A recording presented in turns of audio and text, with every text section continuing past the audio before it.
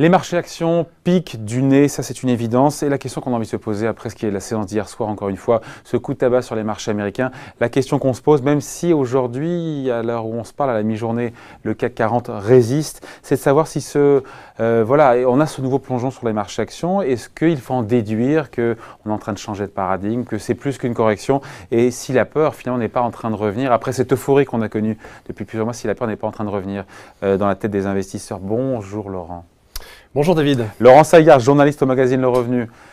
Pas facile d'expliquer ça pour le commun des mortels. On a des signaux économiques qui sont bons, une croissance mondiale qui est au top, qui est synchronisée. On a une inflation salariale qui pointe le bout de son nez, qui demande confirmation aux États-Unis, alors qu'on pendant très longtemps on avait dit mais il n'y a pas d'inflation salariale, elle a disparu des écrans radars, il y a la volatilité qui revient, peut-être l'inflation, on a des résultats solides d'entreprise et pour autant on a encore une fois de séisme cette semaine sur les marchés américains, même si au moment où on se parle aujourd'hui vendredi, à la mi-journée, le CAC 40 tient dans le rouge, mais tient quand même. Voilà, pas facile d'expliquer tout ça. Non, alors c'est la question que nous posons en une aujourd'hui dans le Revenu Hebdo, c'est crack ou correction, c'est la question qui est posée là maintenant.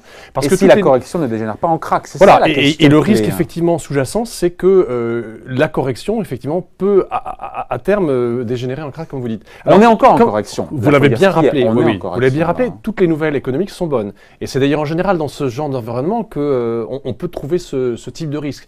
Alors, il faut aussi rappeler que même le mois de janvier avait offert une hausse presque indécente des marchés, hein, après une belle année 2017, après finalement une belle année 2016 aussi au moins au deuxième semestre. Donc il peut y avoir de temps en temps effectivement tout le monde l'attendait, tout le monde disait les marchés américains sont chers, il y aura bien un moment, il faudra une correction. On a eu ce mouvement one way à sens unique à la hausse sans vraiment retracement, sans retour, sans respiration.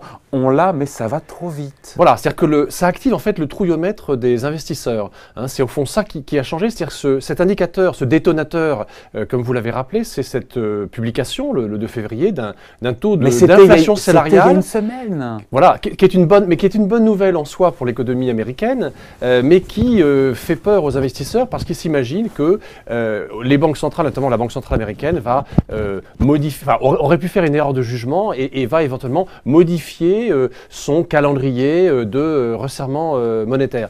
Alors, disons que derrière tout ça, il y a aussi des phénomènes un petit peu techniques.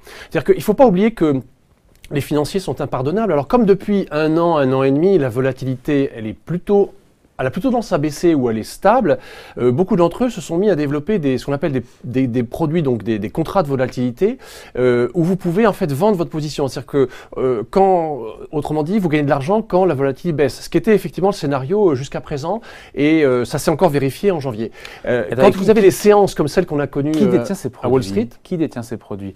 Alors en fait, ils ont été très largement répandus. Aujourd'hui, la volatilité, c'est une matière première, c'est un sous-jacent comme une action, comme une obligation, sur lequel on peut spéculer qu'il y a eu des paris qui ont été pris, Absolument. Des mauvais paris, parce que si on vend de la volatilité, tant qu'elle reste basse, on gagne de l'argent. C'est un peu compliqué à expliquer, mais c'est la réalité. Par contre, si elle remonte, là, il faut sortir très de sa vite position. Déboucler la position. Alors la grande différence... Mais qui investit là-dedans? À peu près tout le monde, on va dire. C'est-à-dire que tous les opérateurs, et notamment un certain nombre d'opérateurs qui proposent des produits indiciels ou effectivement ce type d'options un petit peu techniques, ils ne sont pas d'ailleurs nouveaux, hein, parce que en 2008, ils avaient fait beaucoup plus de dégâts. Il y a des traders qui ont perdu des centaines de millions d'euros ou de dollars en 2008, justement après Lehman Brothers, parce qu'ils vendaient, en fait, ils proposaient des produits de vente de volatilité en position vendeuse. Aujourd'hui, ce décrochage des marchés, ce plongeon des marchés est dû à des débouclages de positions sur la volatilité sur des produits financiers qui contiennent des options ou des produits dérivés pour le moment, qui jouent la volatilité. Non, mais c'est pas uniquement. C'est-à-dire que pour le moment, on peut effectivement expliquer un certain nombre de phénomènes techniques. Il y a celui-là, c'est-à-dire que subitement, et ça c'est la grande différence par rapport à 2008, c'est-à-dire que les réactions sont beaucoup plus rapides. C'est-à-dire qu'on n'attend pas plusieurs semaines, mais tout de suite, les opérateurs concernés coupent les positions. Mais vous avez derrière, en fait, toute la gestion, en fait, de la surveillance de la volatilité, y compris, en fait, chez les gens qui gèrent des portefeuilles, y compris chez les gérants de fonds. Par exemple, vous avez le responsable des risques qui débarque dans le bureau du gérant et qui lui dit, voilà, la volatilité de ton fonds, compte tenu de la séance, a doublé. Ça, c'est hyper intéressant. C'est pas autorisé. Il faut vendre certaines lignes. Ce qui n'a rien à voir avec ce qu'on disait avant. Là, aujourd'hui, ce sont des gérants qui font bien leur boulot. peu dans le... Et qui voient cette volatilité globale monter, et comme il y a des limites de risque à ne pas prendre, Voilà. Eh bien, ils sont obligés de couper certaines positions, ils sont obligés d'agiter, et en fait, quelque part, ils alimentent en fait le mouvement de baisse généralisée. donc ils parce vendent. que Donc, c'est obligé voilà, de c'est ce qui se vendre. passe, c'est que vous avez en fait des ordres de vente qui affluent sur le marché, et en fait, il n'y a pas d'indicateur encore manifeste qui fait que vous avez derrière des acheteurs qui sont prêts à revenir. Parce que, bien entendu, tout ça, ce sont des opportunités d'achat à terme. Simplement, on aurait pu dire ça mardi, voilà. mercredi, et derrière, l'indicateur n'est pas là pour vous. vous dire, donc c'est maintenant qu'on rachète. Alors là, on a perdu à peu près, finalement, en tout cas sur les marchés américains, à peu près 10%. Ouais. C'est à peu près ce qui avait été gagné en fait depuis le début de l'année.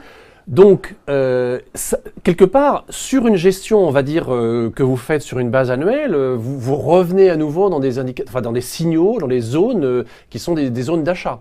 Donc, quelque part, C'est une zone d'achat déjà dès maintenant. Ou alors, certains attendront plus. Mais si vous voulez, il ne faut pas oublier que maintenant, vous avez énormément de logiciels experts, de programmes informatisés qui en fait se déclenchent et qui donc créent des mouvements massifs d'ordre, en l'occurrence de vente, à partir du moment où certains indicateurs certains seuils sont franchis. Et là, ils ont été clairement franchis. Alors, après, il ne faut pas oublier que ce sont surtout les marchés américains qui, depuis 1 an et demi, avaient fortement et régulièrement augmenté, bon, quasiment, on le dit, depuis l'élection de Trump. Les marchés européens l'ont fait un petit peu moins. D'ailleurs, alors, c'est peut-être un peu trop rapide pour interpréter disons, la relative résistance des marchés européens aujourd'hui, par exemple. Mais il est clair que... quand on a moins monté, c'est normal qu'on baisse moins aussi. Voilà, donc, et donc il y a peut-être plus d'effets de rattrapage encore à gagner. Alors, ce qui est sûr, c'est qu'en tout cas... Donc à vous écouter, Laurent, même pas peur. Les marchés US décalent de 10% une semaine, même pas peur. Alors, non, ce qu'on va dire... Vous allez nous rassurer, c'est gentil. Non, mais c'est le retour de la peur. C'est ce que je vous disais, c'est-à-dire que les indices de la peur, comme le VIX, donc cet indice de volatilité, qui effectivement franchit subitement, passe de 14 à plus de 50, et puis encore on était à 9. On était à 9%. Voilà, si vous voulez, quand vous avez des environnements de gestion où pendant 1 an et demi, vous avez programmé en fait votre gestion et que là, ça fait tout exploser, forcément, ça crée des perturbations. Et c'était surtout sur les marchés américains. Donc, même si la baisse de 4% d'hier est un petit peu inattendue, un peu surprise, elle rentre encore dans ce type, disons, d'interprétation. Mais on peut avoir d'autres répliques. Oui, alors quand on est engagé dans ce type de mouvement, il faut réviser ensuite tout vos paramétrages en fait sur les niveaux de vente, les niveaux d'achat, les niveaux de valorisation des valeurs. Parce que quand par exemple vous avez une valeur qui a perdu 10 ou 15%, et forcément vous devez effectivement réévaluer ce que vous estimez être une valeur correcte. Est-ce que je dois la garder en portefeuille ou pas?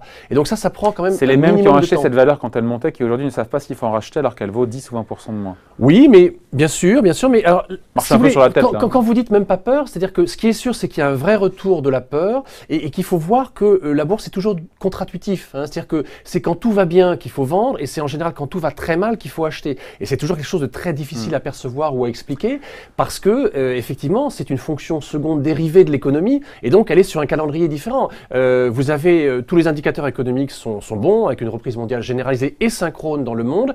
Donc la question que se pose l'investisseur qui regarde à 6 mois ou 1 an, c'est qu'est-ce qui va se passer en 2019 ? Des bons résultats d'entreprise aussi, quand on aura les résultats des boîtes, ils sont bons. C'est pour ça que le critère sans doute décisif, ça va être les bénéfices des entreprises. Si en fait le niveau de profit en fait, des entreprises se confirme, ça viendra sans doute... Ça va créer des forces de rappel, c'est-à-dire que les investisseurs vont se rendre compte que finalement les indicateurs économiques ne baissent pas et que au niveau microéconomique, les résultats des entreprises sont bons et sont aussi bons que ceux attendus.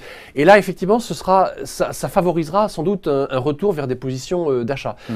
D'ici là, dans un premier temps, comme tout être humain, quand vous voyez des baisses aussi phénoménales, bien entendu, vous posez des questions et vous allégez, vous coupez certaines positions. Moi, je reste convaincu, et on finira là-dessus, Laurent, qu'il y a un changement de paradigme. C'est-à-dire qu'aujourd'hui, on passe d'une ère de taux bas, d'argent pas cher, avec peut-être l'inflation qui revient, qu'on a sous-estimée, on croit qu'elle avait disparu des écrans radars, était en train de revenir, peut-être pas fortement, mais quand même. Sous-estimée, et donc les banques centrales vont devoir relever peut-être plus vite leur taux d'intérêt.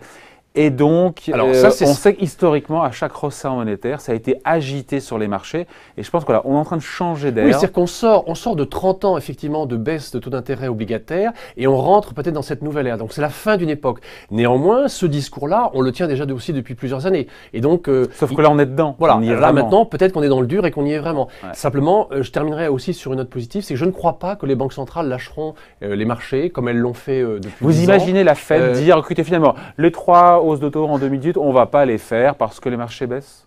Non, mais en tout cas, les banques centrales portent un œil assez attentif sur l'évolution des marchés. Elles savent qu'une volatilité trop forte ou des spirales baissières trop importantes sont à terme néfastes pour l'économie et sur les grands indicateurs. Donc voilà. Elles pourraient d'abord intervenir par le verbe. Merci, on voit la couverture du revenu qui vient tout juste de sortir, qui est tout chaud, crack ou correction. Faut-il avoir peur? Il a peur de rien, Laurent Saillard, journaliste au magazine Le Revenu. Merci Laurent. Merci David.